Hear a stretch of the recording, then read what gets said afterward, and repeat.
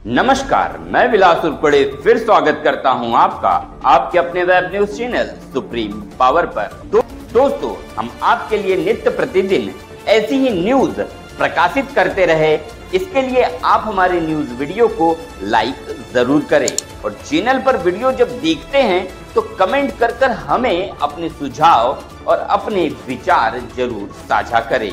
दोस्तों, इस चैनल पर हम आपके लिए निरंतर ऐसे ही न्यूज प्रकाशित करते रहेंगे, तो देखने के लिए बने रहे सुप्रीम पावर के साथ। महाराष्ट्र के गोंदिया से विट्ठल मंदिर में कार्तिक एकादशी उत्सव प्रभात फेरी प्रमुख मार्ग से निकाली गई। गोंदिया प्रतिवर्षानुसार कृष्णपुरा वार्ड विट्ठल मंदिर से आज सुबह अध्यक्ष तिलक लारोकर, सचिव मुकेश जैन ने अध्यक्षता में यह रैली शहर के प्रमुख मार्गों से जय हरि विट्ठल नारों के बीच विविध पूजा अर्चना होकर महाप्रसाद का वितरण भी किया जाएगा। महाराष्ट्र गोंदिया